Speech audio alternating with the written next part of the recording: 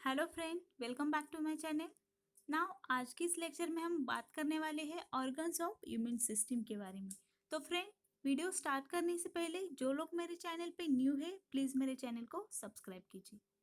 तो चलिए स्टार्ट करते हैं। तो यहाँ पे हम बात कर रहे हैं ऑर्गन ऑफ ह्यूमन सिस्टम के बारे में। तो आपको पता होगा कि ह्यूमन सिस्टम में कौन कौन से सेल्स होते हैं, लेकिन वो जो सेल्स होते हैं वो कहाँ पे फॉर्म होते हैं, कहाँ पे मैच्योर होते हैं, वही हम आज यहाँ पे डिस्कस करने वाले हैं। तो हमारी जो बॉडी होती है इसमें दो ऑर्गन्स होते हैं जो बहुत ही इम्पोर्टेंट रोल प्ले करते हैं फॉर दी ह्यूमन सिस्टम।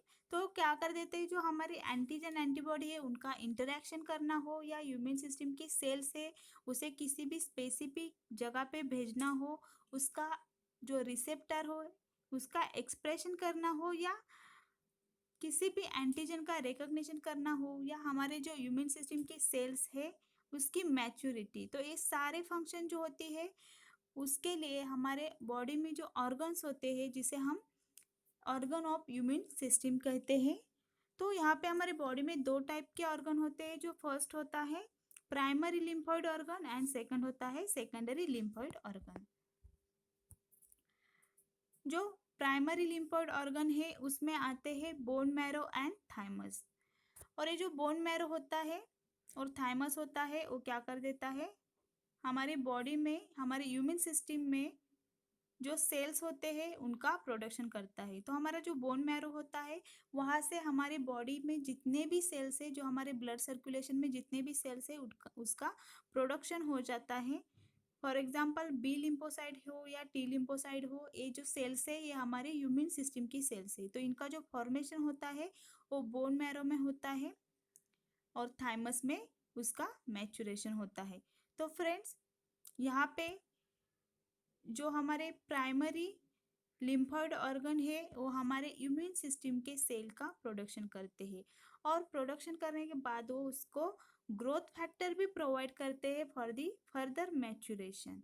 तो जो हमारे इम्यून सिस्टम के सेल्स प्रोड्यूस होते हैं फ्रॉम दी बोन मैरो, तो वो मैच्योर हो जाते हैं और वैसे मैच्योर सेल को उसके फंक्शनल मैच्योरेशन के लिए आगे भेजा जाता है, जिसे हम सेकेंडरी लिम्फोइड ऑर्गन कहते हैं। तो फ्रेंड्स, ये जो प्राइमरी लिम्फोइड ऑर्गन है वहाँ पे सेल का फॉर्मेशन और मैच्योरेशन हो जाता है, लेकिन जो मोस्ट इम्पॉर्टेंट होता है फंक्शनल मैच्योरेशन, सेल एक्टिवेट होना और अदर जो थिंग्स होती है, तो वो जो प्रोसेस होती है वो सेकेंडरी लिम्फोइड ऑर्गन में होती है, और इसमें आते हैं स्प्लीन एंड लिम्फ नोड। तो यहाँ पे हम पहले बात करेंगे प्राइमरी लिम्फोइड ऑर्गन के बारे में। तो ये जो प्राइमरी लिम्फोइड ऑर्गन है इसमें आता है फर्स्ट बोन मैरो, दूसरा होता है थाइमस। तो ये जो बोन मैरो होता है ये मेजर साइट होते हैं for the formation of blood cell. तो आपको पता ही होगा कि हमारी बॉडी की जो सेल्स होते हैं, जो ब्लड के सेल्स होते हैं, वो सारे सेल हमारे बोन मैरो में प्रोड्यूस होते हैं। उसका फॉर्मेशन बोन मैरो से ही होता है, बिकॉज हमारे जो बोन मैरो होता है वहाँ पे होता है हिमेटोपोएटिक स्टेम सेल, और जो हिमेटोपोएटिक स्टेम सेल है वो मल्टीपोटेंट स्टेम सेल होती है, और वो क्या कर देते हैं, हिमेटोपोइसिस की प्रोसेस में आती है, और हिमेटोपोइसिस प्रोसेस से क्या हो जाता है, स्टेम सेल से हमारे बॉडी में अदर सेल का फॉर्मेशन हो जाता है। फॉर एग्जांपल यहाँ पे आरबी से हो या ग्रैन्युलोसाइट हो, मोनोसाइट या बी सेल्स हो, जो सारे इम्यून सिस्टम के सेल्स हो या ब्लड सेल हो, उन सारी सेल का फॉर्मेशन बोन मैरो से ही होता है। तो यहाँ पे मैं डायग्रामेटिकली दिखा देती हूँ आपको। ये है बोन मैरो की सेल्स, स्टेम सेल कहते हैं हम इसे, हिमेटोपोएटिक स्टेम सेल जो हमारी बोन मैरो में होती है और जो मल्टीपोटेंट होती है। मल्टीपोटेंट का मतलब होता है कि वो मोर देन 2 सेल का फॉर्मेशन कर सकती है, और ये सेल्फ रिन्यूअल भी होते हैं ताकि इसका नंबर जो है वो कांस्टेंट रहे। तो ये जो सेल होती है वो हिमेटोपोएटिक प्रोसेस में दो लीनिएज बना देती है। जो फर्स्ट जाती है लिम्फोइड लीनिएज और सेकंड है माइलॉइड लीनिएज। तो यहाँ पे जो लिम्फोइड लीनिएज है वहीं से हमारे ह्यूमन सिस्टम के सेल्स बन जाते हैं। तो ये है लिम्फोइड लीनिएज, और यहाँ से बन जाते हैं common progenitor lymphoid progenitor cell. ये जो है कॉमन लिम्फोइड प्रोजेनेटर सेल यहाँ से बन जाती है। तो ये जो कॉमन लिम्फोइड प्रोजेनेटर सेल है वो बना देती है B cells, T cells, NK cells and dendritic cell. तो इन सेल का वो फॉर्मेशन कर देती है। जो ये जो फॉर्मेशन होता है सेल का, ये सारी प्रोसेस होती है बोन मैरो में, लेकिन इनका जो मैच्योरेशन होता है वो होता है ये जो बी सेल है इसका मैच्योरेशन हो जाएगा बोन मैरो में, लेकिन ये जो टी सेल्स होती है इनका मैच्योरेशन होता है थाइमस में। और जो एन के सेल जिसे हम नेचुरल किलर सेल कहते हैं उसका मैच्योरेशन भी होता है बोन मैरो में। तो देखते हैं हम जो बी सेल्स होती है उसका मैच्योरेशन बोन मैरो में कैसे होता है। तो आपको पता है कि जो सेल है इनका फॉर्मेशन हो जाता है बोन मैरो में, और ये जो बी सेल है इसका मैच्योरेशन बोन मैरो में होता है। जब बी सेल्स बन जाती है, ये है इमेच्योर बी सेल जिसे हम प्रो बी सेल्स भी कहते हैं। तो ये जो बी सेल्स होती है इस पे क्या होगा बोन मैरो में, इसके सेल के ऊपर, इस सेल के ऊपर सरफेस पे इस टाइप के कुछ हेवी चेन का एडिशन किया जाएगा। तो ये जो हेवी चेन होती है उसका एडिशन हो जाता है बोन मैरो पे, और हेवी चेन का एडिशन होने के बाद वहाँ पे लाइट चेन का भी एडिशन किया जाएगा। तो ये यहाँ पे आप देख सकते हैं लाइट चेन, ये कुछ तरह इस तरह ये भी चेन है और ये है लाइट चेन। तो यहाँ पे इसके सेल के ऊपर लाइट चेन का एडिशन किया जाएगा, और ये होते हैं इसके रिसेप्टर जो हेवी चेन और लाइट चेन बन के मिलके बना देते हैं। तो रिसेप्टर हो जाते हैं बी सेल के ऊपर।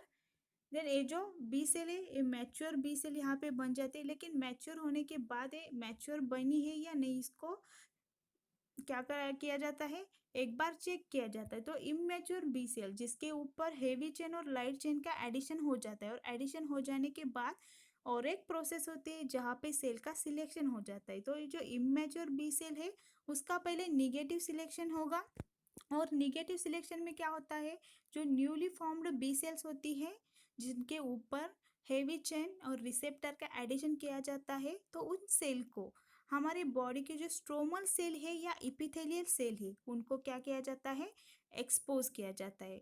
तो ये जो सेल्स है हमारे बॉडी के और सेल्फ एंटीजन जिसे हम कहते हैं, तो उसको एक्सपोज किया जाएगा, प्रेजेंट किया जाएगा टू दी बी सेल।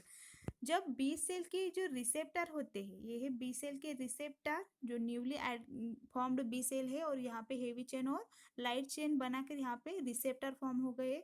तो ये हमारे बॉडी के अगर एंटीजन को, सेल्फ एंटीजन को यहाँ पे एक्सपोज किया जाएगा, तब अगर ये रिसेप्टर इसे रिकॉग्नाइज कर पाएंगे, अगर इसे रिकॉग्नाइज करते हैं, तो इस टाइप के जो बी सेल्स होते हैं वो इमेच्योर बी सेल्स होते हैं जो अपने खुद के एंटीजन को रिकॉग्नाइज करते हैं, और वैसे सेल का हमारी बॉडी में कोई भी काम नहीं होता, तो उस सेल को एपोप्टोसिस में भेज देती है हमारी बॉडी।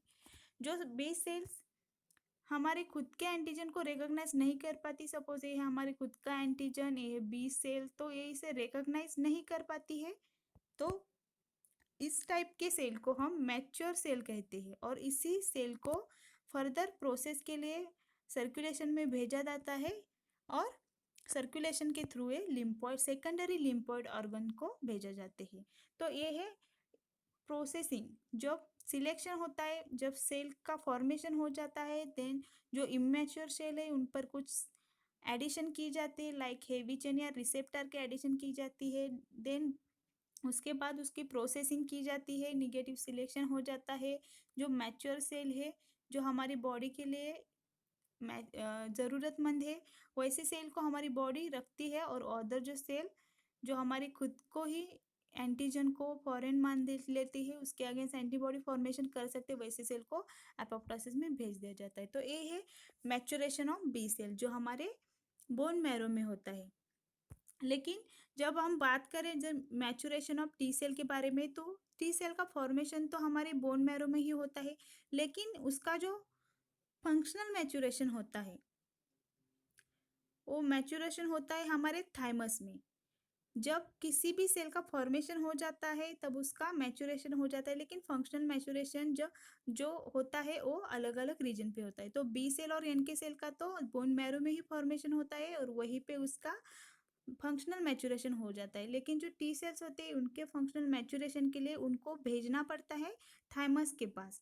तो जब जो मैच्योरेशन के लिए टी सेल थाइमस के पास आ जाती है, तो वहाँ पे क्या क्या होता है वही हम यहाँ पे देखने वाले हैं। तो ये जो थाइमस होता है वो बहुत ही इंपॉर्टेंट होता है for the maturation of the T cell.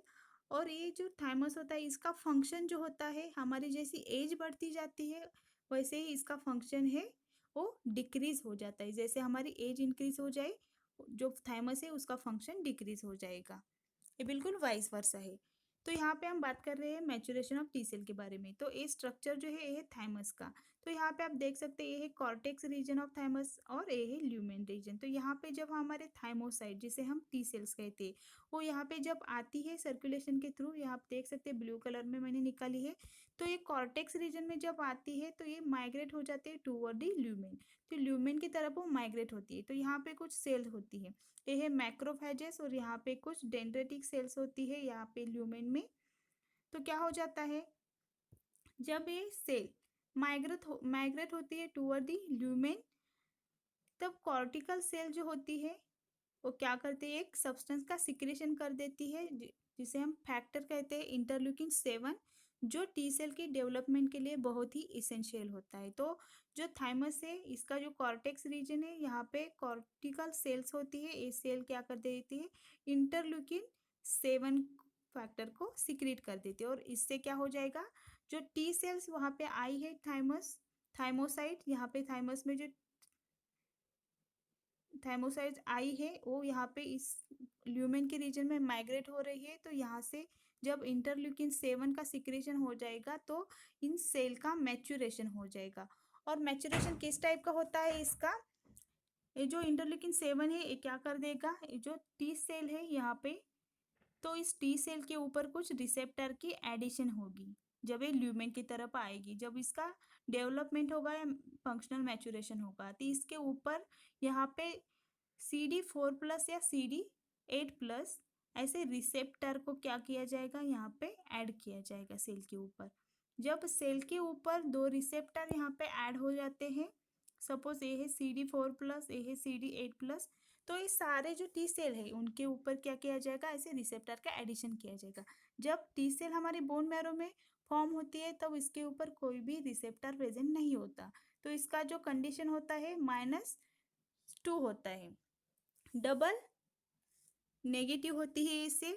लेकिन जब ये थाइमस में आती है, थाइमस के ल्यूमेन में एंटर हो जाते हैं कॉर्टेक्स से, तब वहाँ पे इंटरल्यूकिन 7 का सिक्रेशन हो जाता है, तो यहाँ पे इसका +2 मतलब डबल पॉजिटिव कंडीशन में आ जाते हैं, बिकॉज यहाँ पे 2 रिसेप्टर यहाँ पे ऐड किए जाते हैं जो CD4+ और CD8+ है, इसलिए जो -2 है डबल नेगेटिव से जो हमारे सेल है ल्यूमेन में आते डबल पॉजिटिव कंडीशन में कन्वर्ट हो जाती है।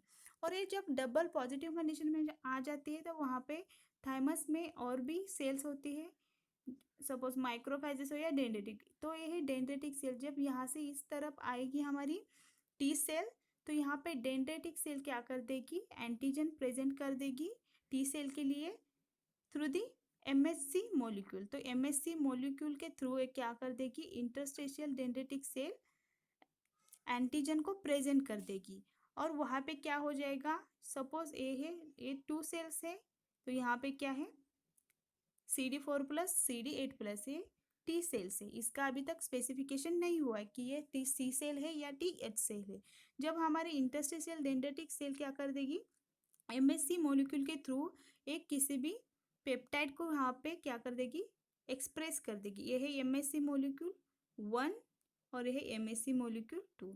तो ये जो MSC मॉलिक्यूल 1 और MSC मॉलिक्यूल के थ्रू ये क्या कर देगी, किसी भी पेप्टाइड को इस सेल के लिए, थाइमस सेल के लिए, क्या थाइमोसाइट के लिए प्रेजेंट कर देगी, तब एस सेल इसे रिकॉग्नाइज कर देगी, ये जो रिसेप्टर है तो उसे रिकॉग्नाइज कर देगी, तब हमारी जो सेल है उसको स्पेसिफिक बन जाएगी। यहाँ पे वो डबल पॉजिटिव है, एक बार वो डेंड्रिटिक सेल से क्या कर देगी, MSC मॉलिक्यूल जो रिसेप्टर है डेंड्रिटिक सेल के ऊपर, MSC मॉलिक्यूल क्या कर देता है, कोई भी पेप्टाइड अगर उसे प्रेजेंट कर देता है तो ये जो सेल है उसे रिकॉग्नाइज कर देते हैं, और रिकॉग्नाइज करने के बाद वो सिंगल पॉजिटिव में कन्वर्ट हो जाएगी।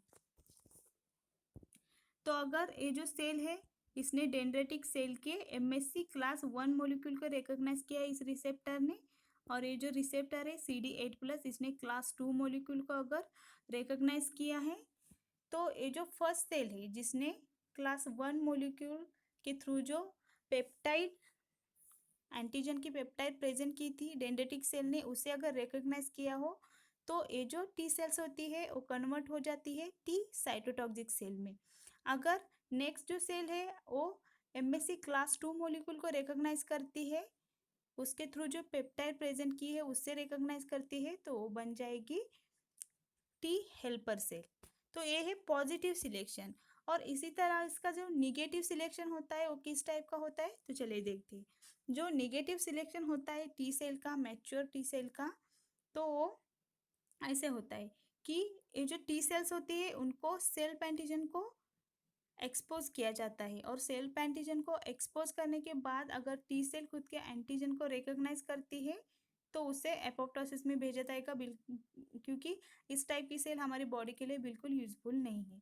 तो जो सेल हमारे खुद के एंटीजन को रिकॉग्नाइज नहीं कर पाती तो वो मैच्योर सेल कही जाती है, और उसे हमारे सर्कुलेशन में भेजा जाता है, और सर्कुलेशन के थ्रू उसे सेकेंडरी लिम्फोइड ऑर्गन को भेजा जाता है। तो फ्रेंड्स यहाँ पे हमने देखा कि जो सेल्स होते हैं, जो प्राइमरी लिम्फोइड ऑर्गन होते हैं, वहाँ पे जो टी सेल का फॉर्मेशन हो जाता है, बी सेल का फॉर्मेशन हो जाता है। तो टी सेल का फॉर्मेशन और बी सेल का फॉर्मेशन, दोनों का फॉर्मेशन बोन मैरो में ही होता है, लेकिन उनका जो मैचुरेशन होता है, फंक्शनल मैचुरेशन होता है, वो अलग अलग रीजन पे होता है। जो बी सेल और एन के सेल है उनका फंक्शनल मैचुरेशन हो जाता है बोन मैरो में, लेकिन जो टी सेल होती है उसको फंक्शनल मैचुरेशन के लिए थाइमस के पास भेजा जाता है, और थाइमस में आने के बाद कॉर्टेक्स से जो इंटरल्यूकिन 7 सीक्रेट हो जाता है, वहाँ से क्या होगा, उसका डेवलपमेंट होगा, उसके ऊपर रिसेप्टर लगाए जाएंगे, और रिसेप्टर लगाने के बाद उस सेल को क्या कर दिया जाएगा, एक्सपोज कर दिया जाएगा डेंड्रेटिक सेल को, और डेंड्रेटिक सेल क्या कर देगी, एमएससी मॉलिक्यूल को प्रेजेंट कर देगी। अगर हमारी T cell MSC class 1 molecule को सिलेक्ट करती है, रिकॉग्नाइज करती है, तो वो टी साइटोटॉक्सिक सेल बन जाएगी। और अगर जो दूसरी सेल है वो एमएससी क्लास 2 मॉलिक्यूल को रिकॉग्नाइज करती है, तो वो बन जाएगी टी हेल्पर सेल। तो इस तरह पॉजिटिव सिलेक्शन हो जाता है टी सेल का फंक्शनल मैचुरेशन के लिए, और नेगेटिव सिलेक्शन के लिए यहाँ पे उससे सेल्फ एंटीजन को एक्सप्रेस किया जाता है, सेल्फ एंटीजन को। और अगर वो सेल्फ एंटीजन को पहचान लेती है तो उसे एपोप्टोसिस में भेजा जाता है, और नहीं पहचानती तो उसे हमारी मैच्योर सेल कहा जाता है, और उसे सेकेंडरी लिम्फोइड ऑर्गन के पास भेजा जाता है। तो ये जो पूरा था ये है हमारे जो लिम्फेटिक सिस्टम है, जो प्राइमरी लिम्फोइड ऑर्गन है उनका फंक्शन। तो फ्रेंड, अगर ये वीडियो आपको पसंद आई हो तो मेरे चैनल को लाइक कीजिए, शेयर कीजिए और सब्सक्राइब कीजिए।